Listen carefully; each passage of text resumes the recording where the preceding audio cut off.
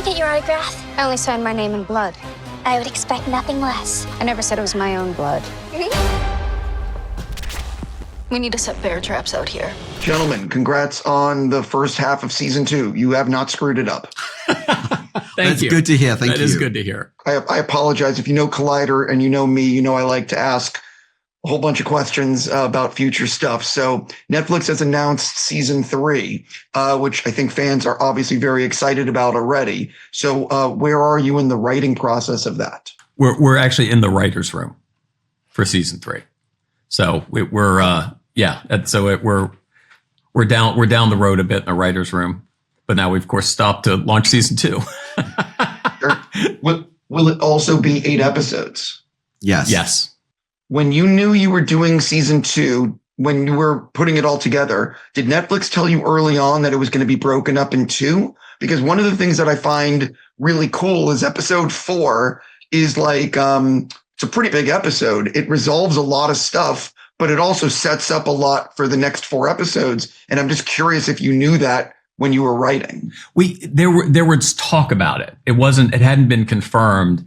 And I think for us, what it did is it gave us the ability to change up the mystery story, which we wanted to do. You know, season 1 was a cards down whodunit until the very end. And it allowed us to, have a mystery that kind of resolves itself a bit in the first 4, but then opens the door and obviously, lets out a lot for part 2. So I think for us, it was a fun way to change up the storytelling. Yeah, and we'd assumed that it would happen, given what they were doing with other shows of this size. So, it was a good bet, and I'm glad we did it. And I think it certainly gave us structure in terms of that midpoint of the season to really spin it out and have a huge cliffhanger to hopefully entice audiences to come back for part 2. I applaud you for it, because that storyline could have easily been 8 episodes. And I think fans aren't it's nice that 4 episodes. Okay, we've resolved that. And now there's a whole nother thing to deal with. Right. Thank you. Jumping back to season 3, do you think Tim is going to do 4 episodes again? No idea. Couldn't tell you. Look, we're always like, what Nick can do is, it's great to have, it's always great to have Tim here. Yeah. And the fact that he did 4 episodes in the first season and 4 this season was amazing. Yeah. So, it just depends on his schedule. I think that's always the thing. Yeah. I mean, he loves to do it. He has such a rapport with the cast. We've had a 5-year collaboration with him, which has been, one of the highlights of our career. So it's great. We hope he's free to come back. Yeah. So yeah. One of the things I think that fans were a little frustrated with was the length of time between season 1 and season 2. And it's really cool that I heard you guys start filming season 3 later this year. So have you and Netflix sort of talked about what it will take to get the show, on a new season, like every 18 months rather than every 2-something years? Yeah, well, no one was more frustrated than us in terms of the 3-year delay. I mean, it was like we had a writer's strike and various other, we moved countries, we moved from Romania to Ireland. So we had a lot of sort of logistical issues to deal with. But yeah, I mean, it's we're used to doing network TV. That's what we grew up on. Smallville was like every season it was 22.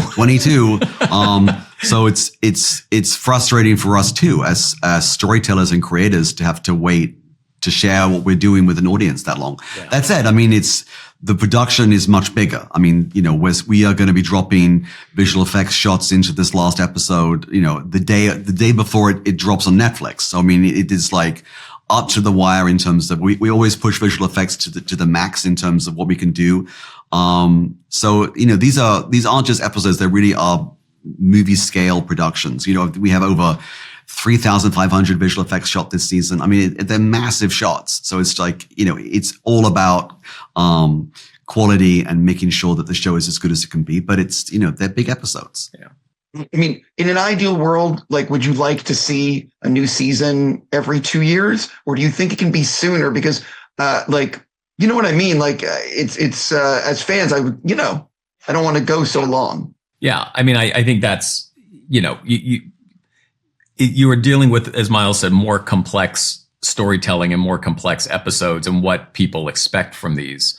But obviously you want to get it on sooner rather than later. Yeah. I mean, you don't want to go to it's hard. I mean, as a fan of any show, you're sort of, a new season comes on and you're like, what was the old season again? Yeah, it's the memory. That's well, the I mean, thing. I think the weird thing is we see the show's trending again because people are rewatching season 1 to remember what it was.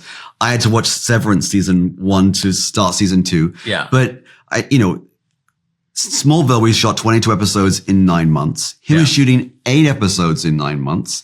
And the level of visual effects and production is much higher. So, I mean, 18 months would be the bare minimum we could get this show back up.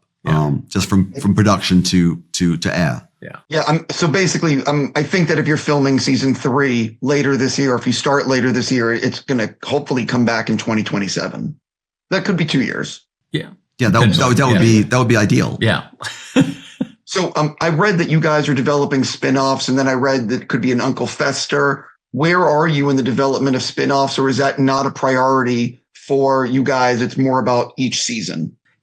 It's not a priority at the moment because, we just said, it's how do we get Wednesday back faster than we did in season 2. So we kind of went right from finishing season 2, jumping right into developing season 3. So it's sort of all Wednesday all the time at the moment. Yeah, I mean it's definitely an all-encompassing show. Yeah. We're still doing posts on season 2. We're doing mixes and color timings and all those sort of different things you do to finish shows while still being in the writers' room. So it's just like and that's as it should be. This show is has been an amazing gift to us, and we really want to honor the fans and make sure that we deliver the best show that they deserve after a 3-year wait. Yeah. So season 1 went viral for Wednesday's Dance. How much in the writer's room are you guys sort of discussing, okay, well, this went really, really well. Do we have a sequence that could go on social? And how much is that sort of not enter the equation and you're just doing the show you want to do? I think that what's interesting about the dance in season 1 is we knew it had the potential to be a TikTok dance. Remember when we first saw it, we were like, oh, it's kind of like the Pulp Fiction dance for a new generation, having no idea that it would become what it became. And I think if you chase those things, you're kind of setting yourself up for failure.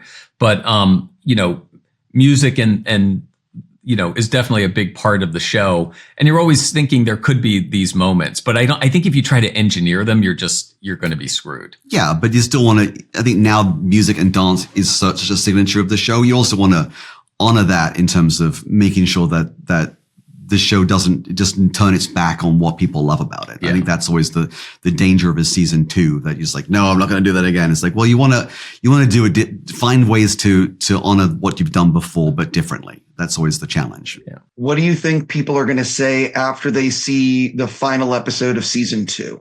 No spoilers, obviously. Well, hopefully they'll say, I can't wait to watch season 3. But, I think that they've gone on a roller coaster, that it's been deeply satisfying and hopefully surprisingly emotional. I think that's what we've really, challenged ourselves to find the emotion in these characters who have always sort of been cartoonish and broad, and really find moments of vulnerability and emotional complexity. And that I think the finale, which Tim directed and is really a stunning achievement in terms of what it sets out to do. And that at the end, it's really feels like it's been an emotional roller coaster for Wednesday and the audience. Last question for you, because I'm just about out of time. Obviously, Lady Gaga being a part of the second set of episodes is something that a lot of people are really looking forward to. What can you tease about her episode or episodes? And B, did you find that a lot of people needed to be on set that day that weren't working? We can't tease that much. But I think it's certainly an impactful role. And you know what? She honestly could not have been lovelier. And, there was not a lot of, other people or entourage. She showed up. She, was game to do anything. The cast loved her. The crew loved her. You see Lady Gaga, and I think we all have our certain expectations, but I think it's just how incredibly humble and friendly she was, was great. It was really wonderful. And she's a fantastic actress, which we all knew from from Star is Born. Yeah. By the way, I was joking around. I mean, I meant like the cast and crew of Wednesday. Oh, needing more to people be, showed up. like, Oh, yeah. 100%. Oh, absolutely. That, yes. You know what I mean? Yes. It's like everyone who's not working is there. Yes. Listen, I'm out of time. I'm just going to say I really can't wait to see the next 4 episodes and hopefully talk to you again. And thanks for the entertainment. Thank you.